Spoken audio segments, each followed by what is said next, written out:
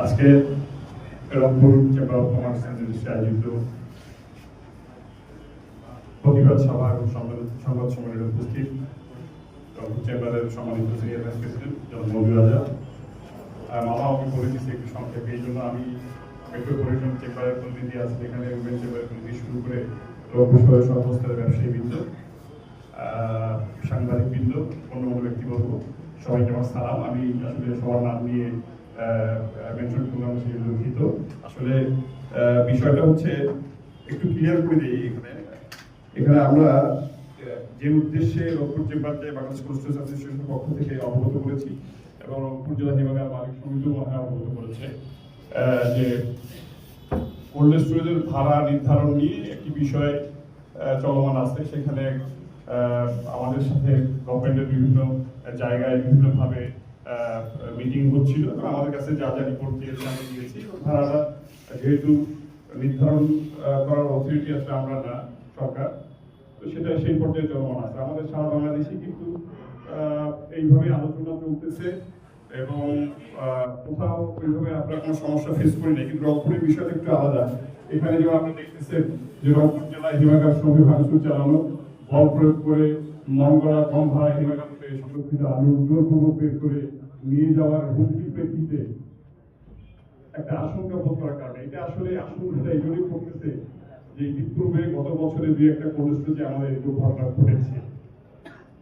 তো এইখানে যদিও আজকে আমরা কিন্তু ভাড়ার বিষয়ে কোনো নেগোসিয়েশন করার জন্য এখানে বসি নাই, বা সেটা আমার একা পক্ষে করা সম্ভব না। আমরা যে কারণে চেম্বারকে অবগত করছি যে এরকম একটা বিষয় আমরা আমাদের প্রতিষ্ঠানগুলোকে হুমকি দেওয়া হয়েছে, সেটা ব্যবসায়ী হিসেবে সর্বস্তরের সকল ব্যবসায়ী, নটনি হিমাগার ব্যবসায়ী, আমাদের ব্যবসায়িক যারা অথরিটি আছে, সংগঠন আছে, তাদের আপনাদেরকে অবগত করা প্রয়োজন। সেই জন্যই আর আমাদের একটু বিষয় আপনাকে বলে দিই, আলুর ভাড়ার ব্যাপারে আসলে প্রতি কেজিতে যে ভাড়া নির্ধারণ করা হয়েছিল সেটা যখন ইন্টারিম গভর্নমেন্ট ছিল ওখানকার কৃষি উপদেষ্টা আমাদের সাথে একাধিকবার মিটিং করে ওনারা একটা ভাড়া নির্ধারণ করে দেয়। আমরা ওই সময় আমাদের কস্টিং দিয়েছিলাম হচ্ছে 9 টাকা 62 পয়সা। তো আমাদের সাথে একাধিকবার নেগোসিয়েশন করে ওরা কিন্তু আপনার 2-3-2025 6 টাকা 75 পয়সা এই ভাড়াটা কেজি প্রতি নির্ধারণ করে দিয়েছিল এবং আমরা ওখানে কোল্ড স্টোরেজ মালিকদের মেনে নিয়েছিলাম। তো এরপরে এই বছর আমরা এই নতুন বছরের ভাড়া নির্ধারণের জন্য আমাদের কোল্ড স্টোরেজের পক্ষ থেকে গত 5-2-2026 তারিখে আসলে গভর্নমেন্টকে চিঠি লেখা হয়। এরপরে আবার আমরা 9-6-2026 আমরা বিদ্যুৎ বিল দিতে পারতেছি সেটা অবগত করে চিঠি লিখেছি। তো ওনারা এখনো সিদ্ধান্ত ওইভাবে জানান নাই, আমাদের সাথে কথা হচ্ছে। তো এইখানে ব্যবসায়ীদের ক্ষেত্রে যে বিষয়টা হচ্ছে যে আমাদের প্রতিষ্ঠানগুলা যারা আমরা পরিচালনা করি, আমাদের কিছু কথা থাকবে, আমাদের সুবিধা অসুবিধা থাকবে, কৃষকরা এখানে আলু রাখবে, এটা তো একটা নেগোসিয়েশনের ব্যাপার। এবং আমাদের নেগোসিয়েশন অথরিটি কি, আমাদের যে এই উপদেষ্টা সাহেব যে ভাড়া নির্ধারণ করে দিয়েছেন 6 টাকা 75 পয়সা, ওইখানে বাণিজ্য মন্ত্রণালয় ছিলেন, কৃষি মন্ত্রণালয় ছিলেন, প্রাইস কমিশন ছিলেন, 3 ডিপার্টমেন্ট মিলে কিন্তু তারা এই ভাড়া নির্ধারণ করে দিয়েছে। তো আমরা কিন্তু আর ভাড়া বাড়াইনি। এখন বিষয় হচ্ছে রংপুরে কেন এরকম হচ্ছে আমরা জানি না। এখানে আমার কথা হচ্ছে ভাড়ার বিষয়ে অনেক যুক্তি দেওয়া যাবে। হ্যাঁ, আমাদের অনেক ব্যবসায়ী আসলে তাদের মতো কথা বলে, কৃষকরা তাদের মতো কথা বলে। যেমন প্রত্যেকটা কোল্ড স্টোরেজে 30-32-50 কোটি টাকা ব্যাংকের লোন আছে, এখানে কষ্ট ফান্ড একটা আছে, তাই না? ব্যাংকের ইন্টারেস্টটা তারা ওই কষ্টের মধ্যে ফেলতে চায় না।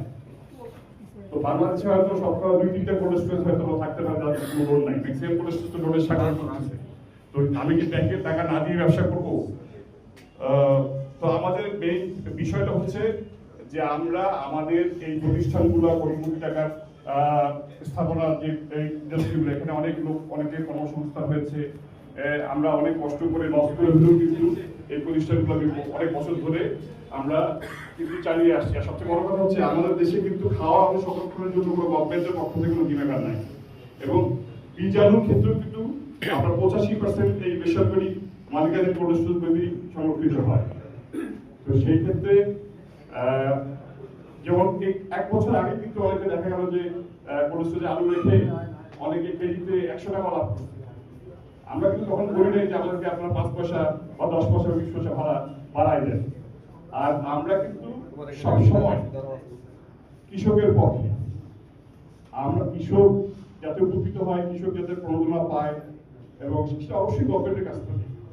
আমরা বছরের শুরুতেই সেটা গভর্নমেন্টকে কোর্স অ্যাসোসিয়েশনের পক্ষ থেকে লিখছি যে আমরা কৃষকদেরকে ভর্তুকি দেওয়ার ব্যবস্থা করেন, আমাদেরকে বিদ্যুৎ তারপরে আপনার প্রফিট রেট এগুলোতে যদি আপনারা রিবেট দেন তাহলে আমরা কৃষকদেরকে অনেক হেল্প করতে পারবো।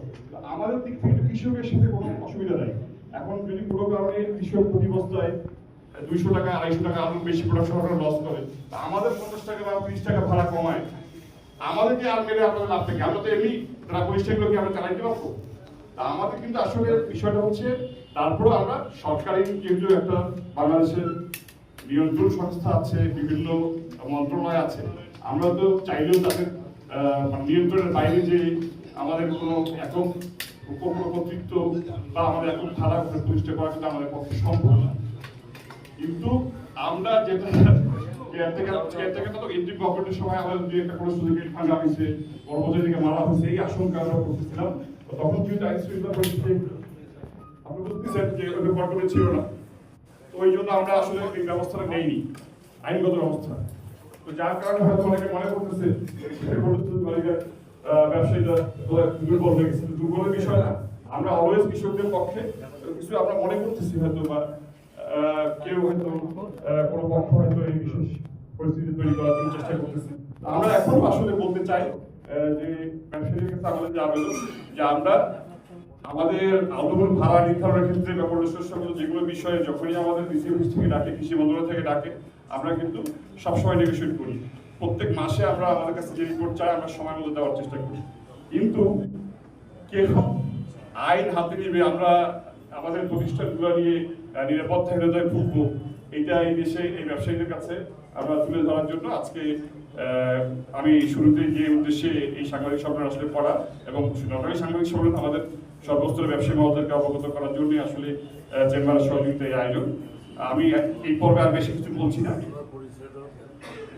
আমি শরীফুল ইসলাম বাবু, আমি পরিচালক বাংলাদেশ কমার্স অ্যাসোসিয়েশন এবং পরিচালক Rangpur chamber of commerce industry.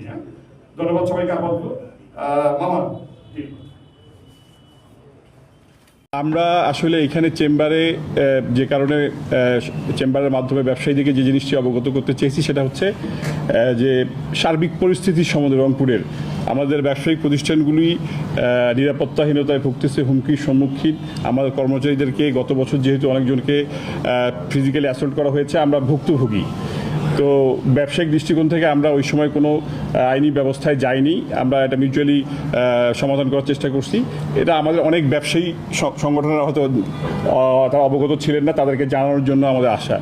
আর এখানে আমি আসলে আজকেও কোনো তাদের বিরুদ্ধে অভিযোগ করার জন্য সাংবাদিক সম্মেলন যে করার উদ্দেশ্য অভিযোগ না। গতবার যেমন 2টা কোল্ড স্টোরেজে আক্রমণ হয়েছে, লোকজনকে মারধর করা হয়েছে, এটা তো আমি এমনি আসলে বলছি না, ভিডিও ফুটেজ আছে এবং আপনারাও সোশ্যাল মিডিয়ায় দেখেছেন অনেকে। এইবারও এরকম অনেক ঘটনা ঘটেছে যেটা আমাদের কাছে ভিডিও ফুটেজ আছে। তো এটা এটা আমার একার বিষয় না, আমাদের যেহেতু সমিতি আছেন এবং বাংলাদেশ ওনারা আমরা বসে আমরা কি করবো, আইনগত ব্যবস্থা আপনাদেরকে কীভাবে জানাবো সেটাও পরবর্তীতে আমরা জানাবো। আজকে প্রাথমিকভাবে সার্বিক অবস্থাটা আপনাদেরকে জানালাম। আমার কথা হচ্ছে ভাড়া কত নির্ধারণ হবে, 1 বার বসবো, 10 বার বসবো, 20 বার বসবো, গভর্নমেন্ট নেগোসিয়েশন হবে। ওনারা যারা বললেন ব্যবসায়ীদের সাথে ব্যবসায়ী বসতে পারে, তাদের তো অসুবিধা নাই। কিন্তু আমাদের যে সমস্যাটা আমরা ফেস করতেছি, যে এই যে মব কালচারটা, ভয়ভীতি প্রদর্শন, অনেক মালিক থাকে না, ঢাকায় থাকে, অনেকে হয়তো রাজনৈতিকভাবে অন্য একটি দল করার কারণে তার প্রতিষ্ঠা যাইতে পারতেছে না, সরি টু সে। তো আমাদের এখানে আপনারা জানেন এই চেম্বারে আমাদের বর্তমান অর্থমন্ত্রী উনি নির্বাচনের আগেই কিন্তু এসে আমাদের সাথে মিটিং করে গেছেন। উনি কিন্তু বলছেন যে আমরা ব্যবসায়ীদের সাথে ব্যবসার ভিত্তিতে সম্পর্ক করতে চাই এই সরকার, যদি বিএনপি সরকার গঠন করতে পারে। আমরা কিন্তু কোনো দল দেখে বা কারো পরিচয় দেখে কিন্তু আমরা ব্যবসায়ীদের সাথে সম্পর্ক করব না। এই জন্য আমাদের চেম্বারের পক্ষ থেকে আমরা যেটা বলতে যাচ্ছি বা কোল্ড স্টোরেজ অ্যাসোসিয়েশনের পক্ষে বলতে যাচ্ছি যে আমরা সকল প্রতিষ্ঠানের যে 2-1টা প্রতিষ্ঠানে এসে যে ঘটনা ঘটতেছে, তো তাদের নিরাপত্তার সাথে আমাদের ভবিষ্যতের এই ব্যবসাটার নিরাপত্তার সাথে আমাদের কিন্তু সচেতন হইতে হবে এবং আমাদেরকে আপনাদেরকে জানাইতে হবে। এবং কৃষকদের পক্ষে তো আমরাই লড়তেছি। এখন আপনি কোল্ড স্টোরেজে আলু কিনে রাখছেন, আপনি একবার বস্তায় 2,000-3,000 টাকা লাভ করছেন, এবার লস হচ্ছে, তো ব্যবসায় লাভ লস হবে। কোল্ড স্টোরেজ মালিকরা তো কোটি কোটি টাকা লস করছে। আমরা তো 1,000 টাকা আলুর বস্তা যখন কিনছিলাম 30 টাকা করে বিক্রি করছি, তো এটা তো আমরা মেনে নিয়েছি। তো ব্যবসা করতে গেলে আপনাদের মেনে নিতে হবে। আর প্রান্তিক কৃষকরা কিন্তু কখনোই এই ধরনের ঝামেলায় যায় না। তো আমাদের কাছে অভিযোগ আছে, ভিডিও ফুটেজ আছে, আমরা আইনগত ব্যবস্থা নিতে পারতাম, আপনার কথা ঠিক। তো আমরা কেন নিই? আমরা তো একটা সমাজে বাস করি, আমরা সবাই ব্যবসায়িক কমিউনিটি। তো আমাদের কোল্ড স্টোরেজ হিমাগার মালিক সমিতির সাথে, মানে মালিকদের সাথে কীরকম আচরণ হচ্ছে আমরা চাচ্ছি সেটা আমাদের ব্যবসায়ীদেরকে জানাইতে। এরপর আপনি যেমন নিজেই বললেন যে আপনারা কেন আইনগত ব্যবস্থা নিচ্ছেন না, তো এখন আমরা আমাদের কথা হচ্ছে যে আমরা এটা আপনাদেরকে জানাইলাম, এটা একটা আমাদের আইনগত ব্যবস্থা নেওয়ার বা আমাদের সামাজিক যে নিরাপত্তা আছে সেটা গ্রহণ করার একটা প্রথম ধাপ। এরপরে আমরা আমাদের রংপুর হিমাগার মালিক সমিতি বা কোনো অ্যাসোসিয়েশন ওনারা বসে ওনারা সিদ্ধান্ত নেবেন। আর আপনি সরাসরি প্রান্তিক কৃষকদের বিষয়টা যেটা বললেন, প্রান্তিক কৃষকরা আসলে সরাসরি যদি কেউ কোনো হিমাগার মালিক আসেন, ওনারা কিন্তু সুবিধা পান। আমরা চেষ্টা করি, এখন আমাদের কাছে যদি না আসে সরাসরি কৃষকরা, তাহলে তো আমরা তাদেরকে কীভাবে চিহ্নিত করব? আর এখানে ওই প্রান্তিক কৃষকরাও আসলে ওই তাদের কাছেই জিম্মি হয়ে আছে বিভিন্ন কারণে। আমরা এই গভর্নমেন্টের সাথে আমাদের বছরের শুরু থেকে নতুন গভর্নমেন্ট আসার পথে আমরা কিন্তু বসে নাই। আমরা যেমন অলরেডি বলছি যে আলুকে কৃষিভিত্তিক শিল্প ঘোষণা করার জন্য, তাইলেই তো কৃষকরা অনেক প্রণোদনা পাবে। প্লাস হচ্ছে সরাসরি আলুর মার্কেটিংয়ের ক্ষেত্রে, আলুর বাজারজাতকরণের ক্ষেত্রে আমরা প্রতিনিয়তই কিন্তু বিভিন্নভাবে গভর্নমেন্টের সাথে নেগোসিয়েশন করতেছি, রপ্তানির ক্ষেত্রে ইনসেন্টিভ বাড়ানোর জন্য।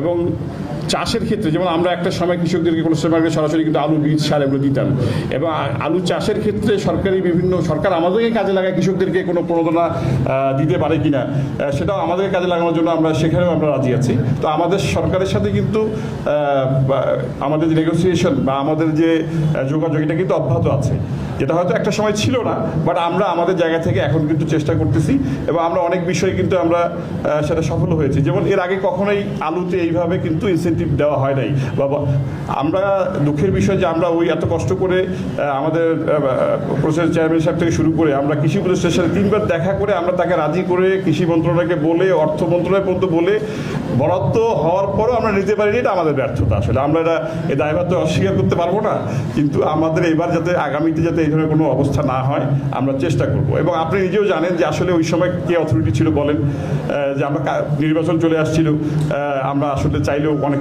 আমাদের সাথে অ্যাপয়েন্টমেন্ট করা, তাদের সাথে যোগাযোগ করাটাও আমার জন্য অনেক কষ্ট হয়ে গেছিল শেষের দিকে এসে।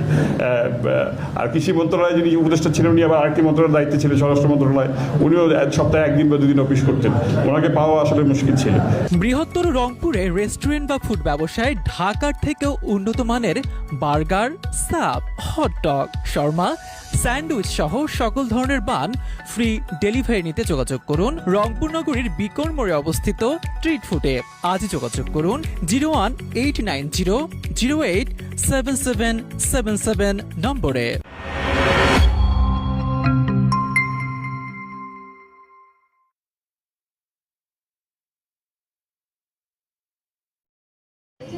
কৃষককে আপনি ব্লেম করতে চাচ্ছেন, এই কথা আপনি বলেছেন। আপনারা এখানে যে কথা বলেছেন তারা কিন্তু একটা আশঙ্কার কথা বলেছেন। সেই আশঙ্কাটা হচ্ছে যে কোনো মুহূর্তে আপনার এই যে আন্দোলন চালানো হয়েছে, যে গোষ্ঠী যে কোনো মুহূর্তে আবার ঘটনা ঘটাতে পারে। সেই হিসেবে যদি এই সংখ্যা যদি থাকে, তাহলে তো অবশ্যই সেই ক্ষেত্রে আপনাদের আইনগত পদক্ষেপ নেওয়াটা একটা গুরুত্বপূর্ণ একটা অংশ। সেটা করেছেন কিনা এটা জানা নাম্বার 1।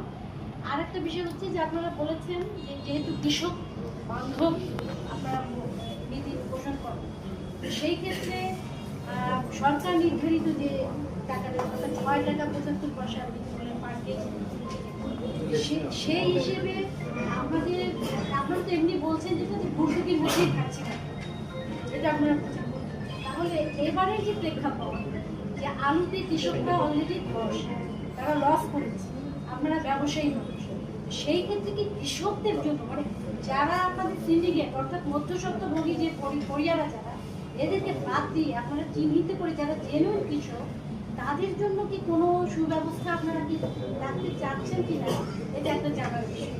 সেটা যদি থাকে তাহলে অবশ্যই কৃষকরা তখন মনে করবে যে আপনারা কৃষক বান্ধব যে নীতির কথা বলছেন সেইটা আপনারা ইতিবাচক একটা রোল প্লে করছেন।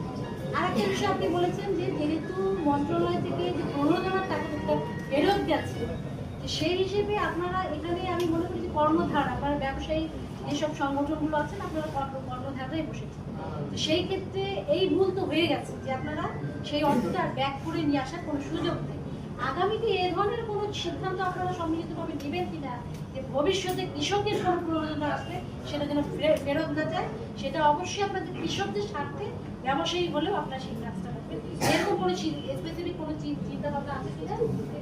আর অভিযোগটা হচ্ছে যে আপনারা যাদের কথা বলেছেন, যদি আপনারা 2-4 জনের নাম বলতেন অথবা যে সিন্ডিকেটে আপনাদের উপর হামলার ঘটনা ঘটিয়েছে যদি নাম বলতেন, আমরা গণমাধ্যম কর্মী হিসেবে সেই বিষয়গুলোকে তুলে ধরে আইন শৃঙ্খলা রক্ষাকারী বাহিনীকে আমরা দৃষ্টি আকর্ষণ করে আমরা খবরটা উপস্থাপন করলে আপনাদের উপকারে লাগবে। ধন্যবাদ আপনাকে।